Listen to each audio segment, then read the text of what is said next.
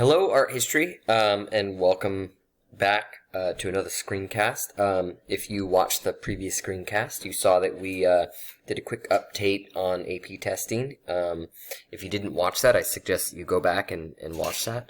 One of the things that we discussed in that brief video is that Content Area 4 is going to be a huge content area. In fact, it's approximately 21% of the exam when it's content areas 1 through 10, but considering the fact that they're removing content areas 7 through 10, it's going to be more than 21%. So my guess is anywhere between 30 to 35%. This is a huge unit with tons of pieces. Luckily for us, we already started on some of it. So we started, with these works in the 1700s here, that were mainly, the Rococo, neoclassical. We started to get into Romanticism. But this continues on all the way through the 1980s, so into modern art. It's a lot of things. As you read through here, you may note that it discusses the rapid change in Europe and in America. That rapid change, of course, is related to things like the Enlightenment, Scientific Revolution, Industrial Revolution, a lot of innovations, and all of that technical change, all of that stuff leads to cultural change, right? So the rapid change in the economy and innovation leads to a cultural change, which then leads to stylistic changes as well. So I think that's this is a time period in which we're probably experiencing the greatest amount of change. And even in the 1700s, when we look at 1750 to 1767, these are all pieces that were painted within, 10 years of each other. In England, with Joseph Wright of Derby, you have a style that is very interesting in that it's pulling from the Baroque, but using the sort of tenebristic, dramatic style of the Baroque in a new way to denote the light of reason as opposed to the light of God. In France, you have the popularity of the Rococo and the sort of hedonistic, sort of immoral, but pleasurable sort of style that is also pretty to look at. By contrast, you go to the New World in the Americas, specifically Mexico, and you see a style that seems to be very much rooted in the old Baroque. Baroque portraiture at the very least, right? And Baroque portraiture from the time oftentimes utilized symbolic or iconographic elements to tell us something about the sitter. So even though these are painted within the same 10 years, they're incredibly different stylistically, and the incredibly different styles. Obviously, I think this one comes from or denotes that there is change going on in England. This here is so interesting because the artists were fulfilling obligations to the ancien regime, the old regime, which is the old regime, the old way of doing things. And so this is sort of beholden to that old monarchical state. This is very much in line with the new political world that is coming to be shaped. And this this is 3,000 miles away from Europe, and maybe is just behind the times. But this is an interesting piece that we didn't get to spend a lot of time talking about, so I just wanted to go over it really sort of briefly. This is an interesting painting in that it's a painting of a woman. We know that women had significantly less rights in Spain. And for a woman to basically create a career for herself as a playwright, as a philosopher, as all of these things, she couldn't be married. And so Sor Juana Inés de la Cruz became a nun as a result. And so you can see her chosen station as a nun has sort of given her the opportunity to collect works of literature. She was also a poet. She was also a playwright. So she was what you might call a polymath, someone who does lots of different things at the same time. She was considered to be, widely considered to be incredibly bright. She read from philosophical tracts, religious tracts. We can see St. Augustine here. We can see Aristotle here. So incredibly important, and also largely forgotten about, historically speaking, Sor Juana Inés de la Cruz. However, recently there was a Netflix series done on her. If you don't know enough about that piece, I highly recommend that you go and read the Khan Academy article on this piece. They do a really good job talking about all of the sort of iconographic elements and symbolism. When we go to North America and the burgeoning, growing United States, we know that the popularity of the neoclassical style remains. We also know that contending with the Rococo in France was this much more upstanding, moralizing, and didactic style of the neoclassical, which looked back to ancient Greece and Rome for ideas about the right systems of government. So the neoclassical, in both of these cases, very much engaged with the Enlightenment and the future changes of political revolution. By contrast, we have the career of another woman, and this is the court painter to Marie Antoinette. So this is our actual piece on this side. It's a self-portrait of Elizabeth Louise Vigée Lebrun, but she was the court painter to Marie Antoinette. So here on this side, I thought I would include a painting of Marie Antoinette in her palace, in the Palace of Versailles, with her children. And you'll note that it's not Rococo. Lebrun's style is an odd style in that she seems to have picked up on tastes both in the Rococo and in the neoclassical. So she occasionally uses a very light palette. In fact, the painting that she's painting here, you can actually see some of that light palette, the light pinks and yellows and light blues, and things like that. But she tended to try and create a mood of more stoic, and sort of elicit some of that neoclassical sort of like order and things like that. And as a result, a little bit more stately in her approach to painting. And so she was popular amongst a certain crowd of elites that wanted to create a sense of, as opposed to the sort of frilly Rococo and that sense of loose morality, something that was more stately. And she was very popular for that reason. Interestingly enough, Marie Antoinette came to her aid when she applied to the Academy of Arts in France. She was one of only 15 women to be in the Academy of Art at the time, the l'Académie des Beaux-Arts. And she got in mainly because of her connections with royalty, which was good for a short period of time until they were killed during the French Revolution, and she actually was forced to flee France because she had worked for them, and her head was literally on the chopping block. So she has quite an interesting career.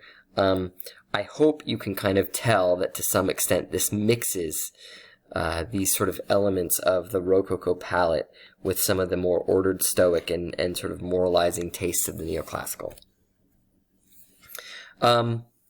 I thought I would group these three pieces together because, interestingly enough, they're all painted within the same 15-year period here. So we know that Lebrun, working for Marie Antoinette, would soon to be in the midst of the French Revolution, lose her job and have to flee France. Ong, who was a French academic painter who was one of the key academic painters, and was in the same school as Lebrun, would go on to become more of a romantic painter and, in fact, paint the portrait of Napoleon on several occasions. And we know in Spain, Francisco Goya, who worked for the King of Spain, his life would be thrown into turmoil with the Peninsular War, with the invasion of Napoleon, which is being captured in these scenes. No hay remedio. There is no remedy for war. So in this context, all of them are sort of being affected by the same series of events, and that great political change, once again, upheaval and change, will change styles, change tastes, and of course, that's leading us into a more sort of romantic sort of taste, or romanticism. These would both be considered romantic pieces for different reasons. A piece that we have not yet studied yet, probably the most important Romantic artist of France. Notice I'm saying of France, because Romanticism would become popular in England, would become popular in the Americas, popular in Spain. Obviously, Francisco Goya, probably the single most important Romantic artist in Spain. Thomas Cole, an incredibly important Romantic artist in the United States. J.M.W. Turner, probably one of the most highly regarded artists, period, from England. The English consider him to be a national treasure. So Delacroix, which is always a fun one to say, probably one of the foremost French Romantic painters. This painting comes to us from 1830, approximately. We know that because it's actually capturing the revolution of 1830. As we now know, the revolution of 1789 was a failed revolution, would lead to the rise of Napoleon and the building of an empire. His failure would lead to the return of the Louis, the Bourbon family, Louis XVIII specifically. It wouldn't be until 1830 that Louis XVIII would be overthrown. Even then, they would only successfully establish a constitutional monarchy, and so it wouldn't actually be until 1848 that they would actually establish a republic. So this revolution, too, in this famous painting capturing the revolution of 1830, which you guys may be familiar with from Les Miserables, actually would turn out to be not a very successful revolution either. So I think that's worth pointing out.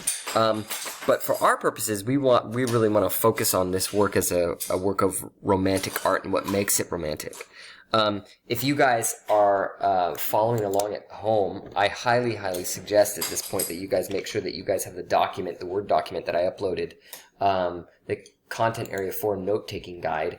The EQ on there says, using elements of form and content, explain how Delacroix's work captures the major themes of Romanticism. So the question is specifically asking you to divide the work in terms of content and form. And then it gives you a set of terms that you can use to describe that. So we'll go through those terms, and it starts with form. So in terms of formal elements, it wants you to include things like the triangular composition, which we can see, I think, quite clearly is created through implied lines as we run down the side of liberty. This is liberty leading the people. And it's a personification of the concept of liberties, hence why she's nude, sort of making symbolic gestures back to the ancient Greek nude, right? As we sort of come down here, we cut across this dead man's legs over to this body here, and then up the side of this young boy whose arms sort of form the other side of this strong triangular composition to create this incredibly powerful and uplifting. I mean, the composition is uplifting, right? As it sort of leads us up to the tricolor, the flag of France. So that's the compositional element. This becomes an element that we associate very strongly with the Renaissance, but in the Renaissance, we tend to see smaller triangles in the midst of more geometric poses. Here we have a massive triangle and a massive painting, and so this incredible sort of uplift that goes throughout the entirety of the portraiture. And you have lots of different elements that reinforce that, like the rifle on the side here. And so that's compositional, that's triangular composition. Delacroix was noted for his loose brushwork. Sometimes he was compared to other artists, like Peter Paul Rubens, who was obviously the incredibly famous Baroque artist who used some fairly loose brushwork in some sense. But when we say loose brushwork, we can kind of see that, like, if you look at the buildings, this is the images of Paris, and you can actually see Notre Dame, the towers of Notre Dame in the background, and the Ile de la Cite, which is that little island in the middle of the Seine River that sits in the middle of Paris. And so here we have the people marching, right? The people rising up, and the smoke and the sort of loose brushwork and the smoke. You'd have to sort of zoom in. This is a good section to kind of zoom in right here and see how the painting is not nearly as tight and clear cut as you see with like a Jacques-Louis David or anything like that. So that's the loose brushwork. You can actually see some of the brush painting itself. triadic relationships. We see that in several different places. Obviously, the most dominant triadic relationship would be the red, blue, and yellow. And so the tricolor, right, we've got the blue obviously here, we've got the red here, but that forms sort of a triangle down to the yellow of the personification of Liberty's dress here. That gets played out in several other locations. So his pants here, leading to the blue, the shirt here leading to the red here. So those balance each other out and create contrast on the two sides of the triadic relationship of the triangle. You see the same sorts of things played out in lots of different sections. My daughter is standing next to me pointing out that we see it in lots of other places. And so as you sort of point those things out, again, you get that reinforced triangle. But you might also sort of draw your eye to these other sections, these really long, sweeping diagonals that sort of cut across the painting in lots of different directions. To sort of get the reader, to get that strong, triumphant sort of like quality. It reminds me of looking at a Gothic cathedral and having all the lines pointing upward as if the architect himself wants to draw your eyes up to the top of the building. Here, the artist intends on drawing your eyes up to the top of the work of art, where we can see the tricolor, the flag of France, flying high above all of the chaos of war. And of course, that points to this sort of like content, this hope, this romantic belief that there is something greater that they will achieve in this march. And of course, this is an actual historical event, right? So it's a contemporary event, which brings us to content. And the content of Romanticism is contemporary events, things that are happening in their own time, no longer hearkening back to ancient Greece or Rome, but what are the events of our own time that matter, right? So the use of contemporary events, and then of course, incredible drama, and things that spark the nationalism, and of course the tricolor, and the triadic relationships that use the flag throughout. We've got the flag here, we've got the flag here, we've got the flag over here. So that sort of hearkening back to the strong and revived nationalism of the French at this time, post-Napoleonic Wars. Again, if you haven't done so yet, please download the Content Area 4 note-taking guide. Get out the page on Delacroix's Liberty Leading the People, and take the time right now to answer the essential question. And you know what? Interact with the image, right? Draw on the strong triangular compositional elements. Look at the implied lines. Try to figure out where the vanishing point is. Draw some lines on here to sort of denote where the rule of thirds is, because this is Delacroix is a masterful academic artist who uses the rule of thirds, and I'll just sort of like kind of draw out some of those things in yellow really quickly. Obviously, you have this figure right here, and you have this figure right here that create a strong balance between the two sides, right? You also have that line that we drew at the base of the triangle here, and then you have approximately the eye line of all of these people. When you draw those lines across, you can see clear delineation of the rule of thirds going vertically and horizontally. So, use your highlighters just as we would do in class and do those things. I wanted to take a moment to talk about, I think I showed you guys the Raft of the Medusa once before, but I just wanted to point out that the Raft of the Medusa was painted around 1815. This, the Liberty Leading the People is painted around 1830. They're both French works. They were both painted by academic artists, Rococo and Delacroix, wonderful French names.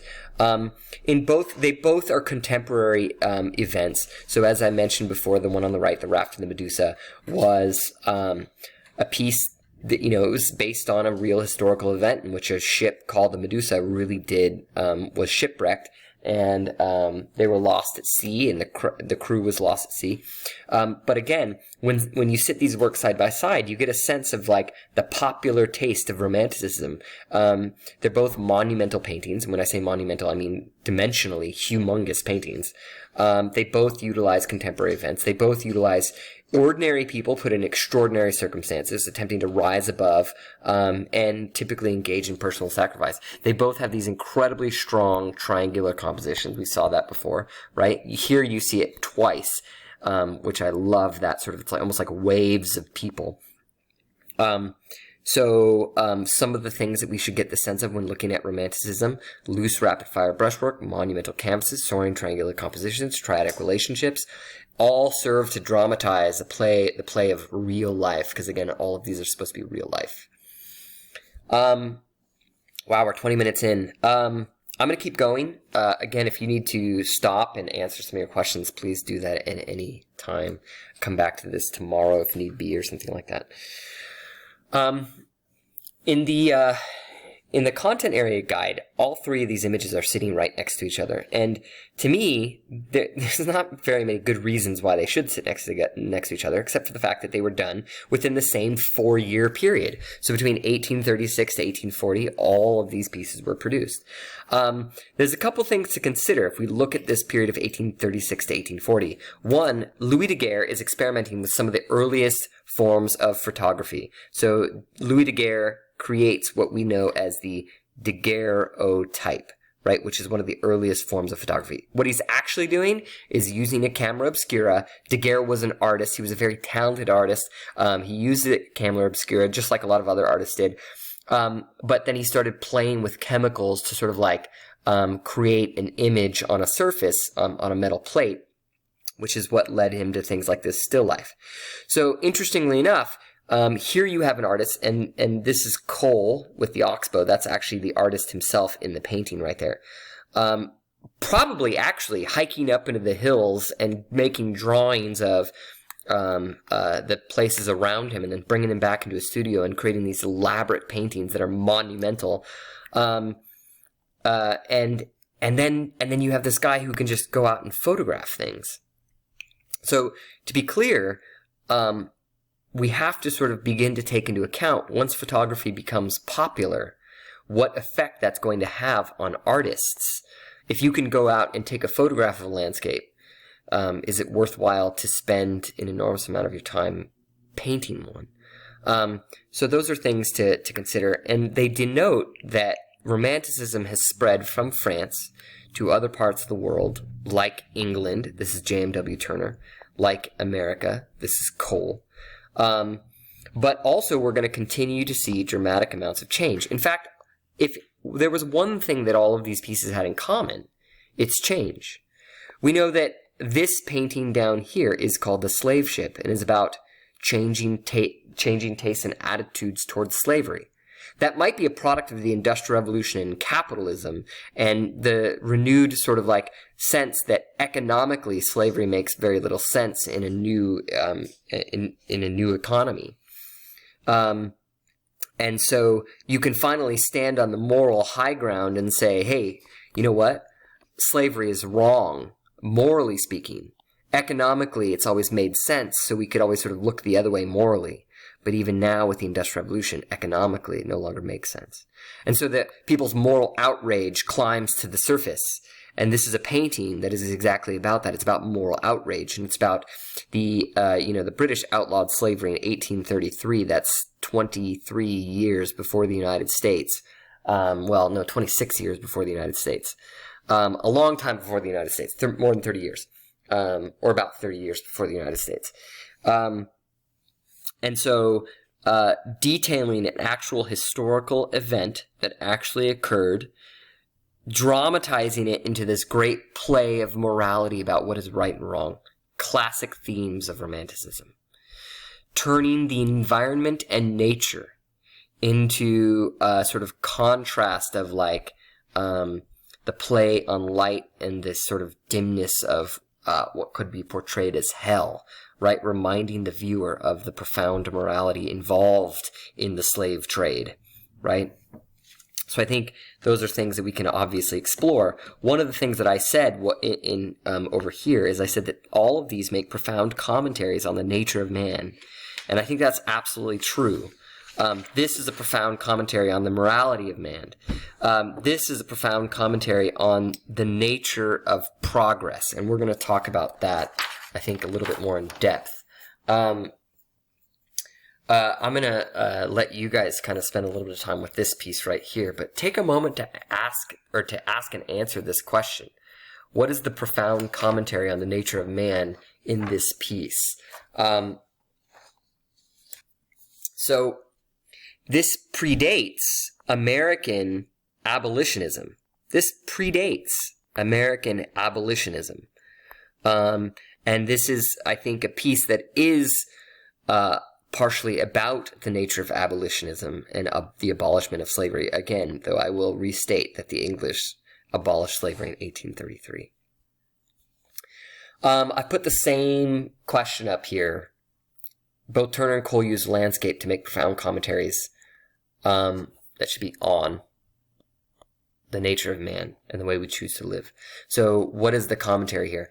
In the EQ that I provided for you guys, once again, if you have the note-taking guide, take a look at the note-taking guide, read the EQ. The EQ says, using Cole's series, The Course of an Empire, which is actually a different series of paintings by Thomas Cole, as well as your knowledge of the Industrial Revolution, describe the major themes explored in the Oxbow.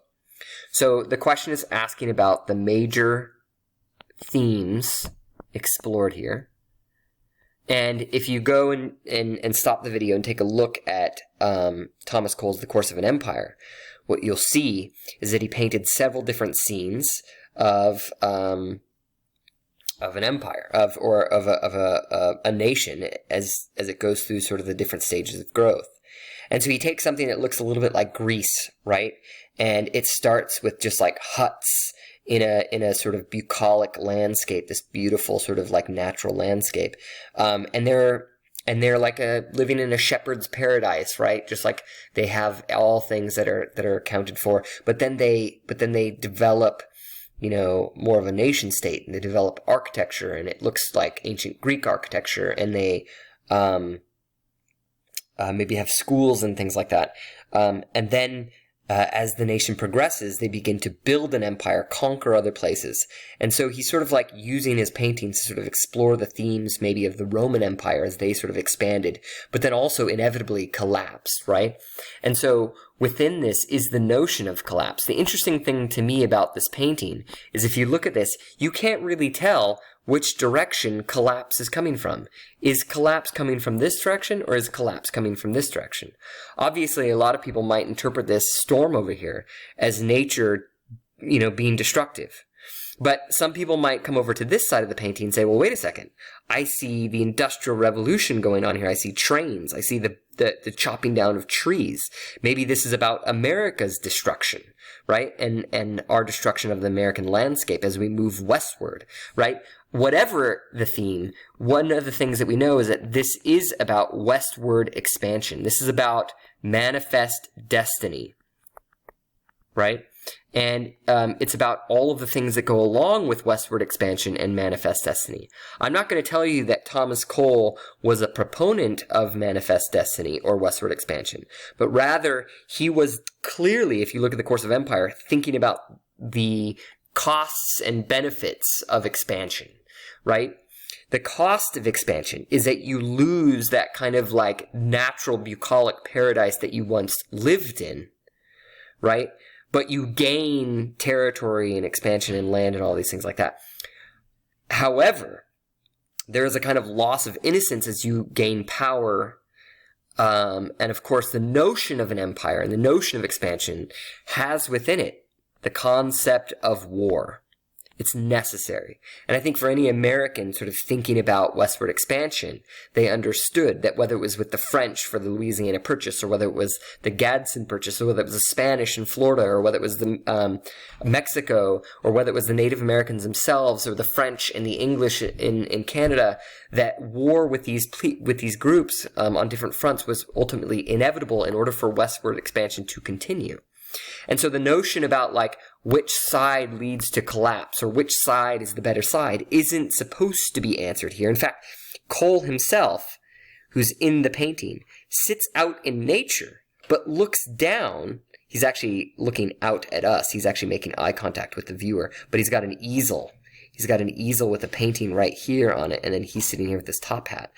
But he's in nature and he's looking out on the plains, as the plains have been sort of farmed, and you can kind of see this sort of the knitting. I don't even know how to describe it, right? The way in which the farms have all been neatly put into rows and things like that. right? And you can also see the smoke burning wood from deforestation and possible train stations and all of these things like that, and boats. And so the sort of oncoming inevitability of humankind into the American plains to take over and expand, right? These are really profound themes about the nature of man and how we choose to live, right? Do we choose to live with nature, or do we choose to dominate it?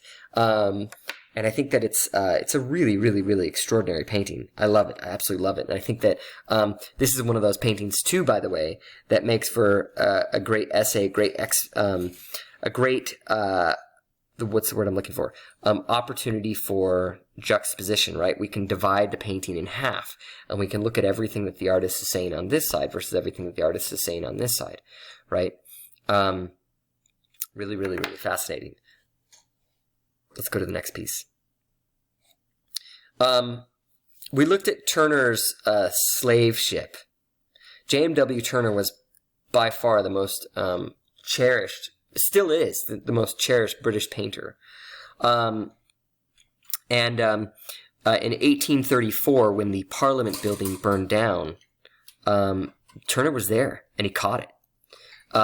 He caught it in one of his paintings. And so here we are. You can see these massive crowds of people sitting on the other side of the River Thames, which we still see the banks of up here. The River Thames, the major river that runs through London. And everybody's just watching as their governmental building burns to the ground. It's like, could you imagine like watching the White House burn to the ground on TV or something like that, right? So the decision to rebuild it was an obvious decision, but the style with which to rebuild it was a very interesting decision. To me, it would make sense in the truly sort of like neoclassical sort of sense to take a classical route to sort of like capture the sense of like Greece and Rome. And yet, if you look at the building, quite clearly they've actually rejected the classical, right? What might make them reject the classical? Well, I think that if we go and we look at 1834, we know that as a result of the French Revolution, the French, especially under the Enlightenment and the neoclassical era, but again under Napoleon, had sort of like taken the classical and adopted it as his own. And all of these buildings that were built under Napoleon were built in a classical style.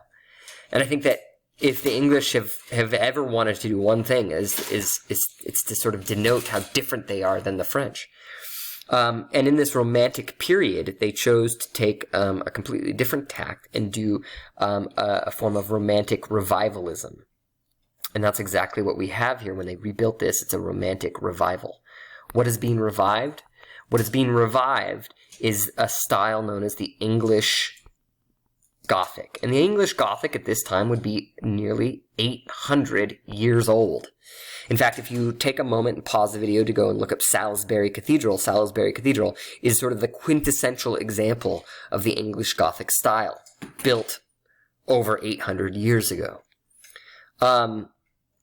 And so this decision is a decision to sort of harken back to a unique English style. Obviously, there's French Gothic as well, but the English Gothic and the French Gothic are very, very different.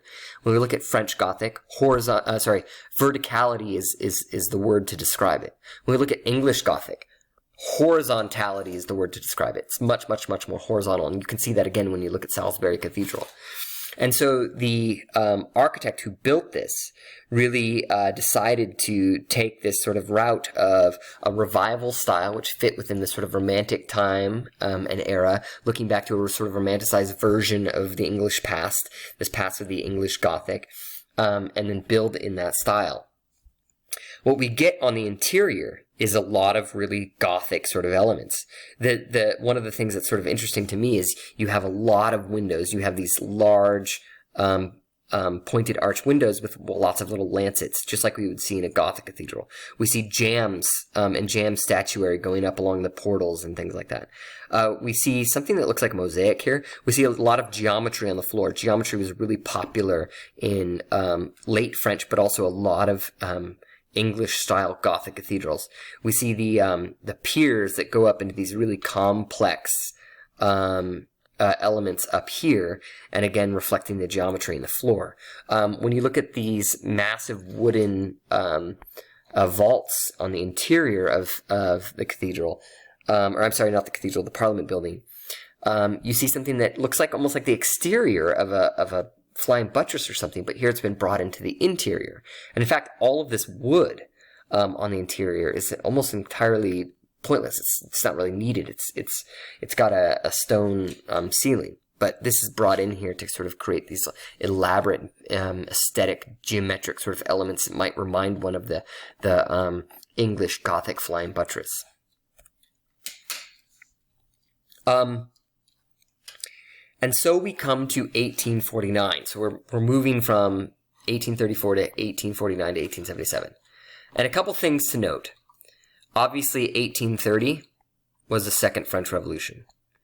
1834, we had the burning down of the English Parliament. We have a lot of events that are incredibly important. We go to, if 1849 is right on the cusp of 1848, 1848 is, for those of you that have taken Miss Wynn's AP Euro class, you know that 1848 is incredibly important in European history because of the number of revolutions that took place in 1848 that would completely change governmental systems across Europe, mainly towards more democratic and republican systems. The French Revolution of 1848 was the final and most successful of the French revolutions in 1848. And that's, of course, worth noting because, in fact, all of these paintings are French paintings. They're all French paintings. They're all post-1848, which means that they're all in this era of a more democratic system in France, right? And so this is going to move us from 1849 to 1870, so approximately 22 years. But there's a lot that happens in that 22-year period. This piece right here at the top by Courbet, Gustave Courbet, this piece right here, is obviously, and maybe it's not so obvious to you guys, but to me it's obviously about the Industrial Revolution. When we look at this piece below it, the piece below it by Manet, who is one of my all-time favorite artists, is clearly a piece about gender. And I think it's not only a piece about gender, but like all good Manet pieces, it's also about art. It's about the viewer. Very much like he takes a huge page from the book of Diego Velázquez, and that his paintings oftentimes say so much more than just the content of the painting. We talked a little bit about the sort of radical quality of the way in which Olympia here looks out at the viewer and challenges the viewer in a much more masculine way than the extraordinarily sort of feminine ways in which the large odalisque and, throughout the history of painting, the way the woman in a painting gazes back at the male, whether we're looking at Titian's Venus Verbino or Ingres' odalisque, etc. This is very different, and many people might call it masculine as opposed to feminine, which changes the nature of the way in which we as viewers gaze at the painting and the people in the painting. And then, of course, here we have Monet. And I know that's really quite confusing, because Monet and Manet, this is Manet with an A, and this is Monet with an O, were working at the same time. Talk about confusing. But Monet is this incredibly famous Impressionist painter. A couple things to consider. All of these works reflect dynamic change in society. Much of the change that we're looking at here has to do with not only the political revolutions of 1848, but also the Industrial Revolution itself.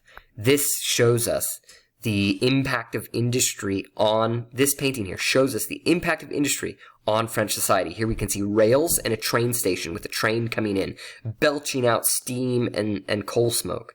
Here we can see workers, right, working, and there's this famous quote by Courbet about how, like, for all the contraptions that man has made, the laborer is still, breaking stones, and doing backbreaking work. So he was a communist in the sense that, the Industrial Revolution was going to change the status of the worker. Communists definitely didn't believe that. They believed that the Industrial Revolution was actually going to make things worse for the labor, not better for the labor. And of course, within the context of the Industrial Revolution, we have a sort of flattening of society, because a woman that goes to work in a factory can do the exact same work that a man does in that same factory. And so we have these issues of gender and gender roles, which I think is one of the things that Manet is exploring in his painting Olympia. All three of these paintings demand a significant amount of time to master. They're incredibly important. I provided an EQ on Gustave Courbet's Rock Breakers, or Stone Breakers, which is here. By the way, for those of you that don't know, this painting was destroyed in a bombing in World War II. I think it's kind of interesting to point out. So this is an incredibly important painter. Courbet himself was part of great historical change. He himself participated in something called the Paris Commune, in which they actually established communism in Paris for like a week or something like that. And he was actually one of the people that helped lead that brief communist revolution in Paris. So the EQ for Gustave Courbet's Stonebreakers is says Gustave Courbet was the leader of the realist movement. They realists rejected romantic sensationalism, and I think that if we go back and we look at these two pieces here, these are somewhat sensationalized, right? So he rejected romantic sensationalism and focused instead on just the plight of the everyday worker.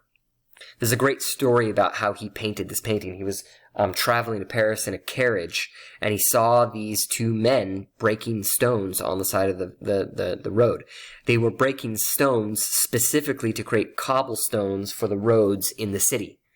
And he asked the driver of the carriage to stop. He got out, he gave them his address, and told them to meet him in his studio in a couple days. They then met him in his studio, and he sort of like, he painted this. It looks like he might have painted outdoors, but in fact he painted it in his studio. And so he took actual, real, everyday workers and painted them in an actual monumental painting. And when it was exhibited, it was exhibited to great ire. People were very upset with the painting because never before had they seen such a plain theme on such a massive scale. So the painting was monumental, and it was just people doing work. Right? And yet, that was his point. His point was that here we're seeing all this monumental societal and cultural change with the Industrial Revolution and the Enlightenment and political revolutions, and yet the plight of the everyday worker is completely unchanged. Hence his communist tastes. So let me reread the EQ. Gustave Courbet was the leader of the realist movement. They rejected romantic sensationalism and focused instead on the plight of the worker in the Industrial Revolution.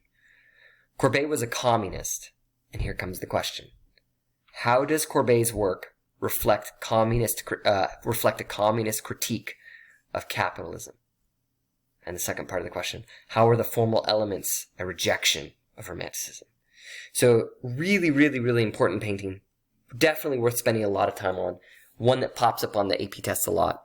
Introduces an entirely new style of art called Realism, which we've just described as a rejection of Romanticism. And in the context of the Industrial Revolution, which we see playing out here, realists wanted to focus on the changes in everyday real life and not take a shipwreck and blow it up into, monumental life or death moral things. They wanted to just focus on everyday life. Some people say that this piece here by Manet is a realist piece. But I think that that's actually not true at all. I think that while it looks like a realist piece, it in fact harkens back to a long line, as we discussed, of famous paintings of the nude female, going back again to Ingres' Odalisque, Titian's Venus of Urbino, and of course the classical era nudes as well. And so it becomes a kind of like updated version of that age-old issue in this new industrial context in which gender has new meaning. So very important themes to explore with Manet. At some point I'll have to come back with another EQ on this piece because it's incredibly important. we cannot say enough about Impressionism. Impressionism is always on the AP test. Impressionism is incredibly important. Impressionism is oftentimes described as a reaction to the changing life of the Industrial Revolution. And it is a reaction to the changing life of the Industrial Revolution in a lot of different ways. Number one, manufacturing. For example, these artists for the first time painted, and they call it in French, in plein air, which translates to in plein air in English. So they actually used manufactured paint tubes. And think about this for a second. Artists have been mixing paint for hundreds and hundreds and hundreds of years. Now they're buying paint tubes and they're buying manufactured canvases that they don't have to make anymore. They're putting all that stuff in a basket with a small canvas and some paint tubes and some brushes, throwing an easel up and painting outside. In plein air means outside. So artists painting outside. Big deal. Really, really, really, really big deal. Great contrast for this piece with Gustave Courbet, who says, I'm a realist, I'm painting what's real, and yet, as we just discussed, he brought the workers into his studio to paint them, as opposed to this, which is painting exactly what they see at that moment when they're outside. That's why we call it Impressionism, because it's an impression of a moment. It's an impression of the light as it sits through the steam and the coal smoke and the clouds and the wandering people. And so it's very much a sketch in some sense. These pieces, because they were on manufactured canvas, tended to be very, very small. They tended to have the coloration of a Rococo painting, very light colored blues, yellows, and pinks. And when they were first exhibited, it was kind of interesting because critics were very critical. They didn't like what they saw. They called them sketches. They said they were sketchy. And yet the public really enjoyed them because they had pretty colors and captured their everyday life. There's a lot to take in. I have 2 more slides here, but I think we're going to round it up here with these 3 pieces. I would hope that you guys would spend a fair amount of time exploring these three pieces specifically as we move through realism and into impressionism. When we start back up again, we're going to talk a little bit about photography, and then we'll make our way into the impressionists and post-impressionists. With that, I would again encourage you to take a look at the content area 4 note-taking guides and utilize them in practice. Continue to go through all your other art history content. I'll post more content up here. If you guys have any questions, feel free to email me. I hope you guys stay safe and healthy. Have a wonderful day. Have a wonderful week.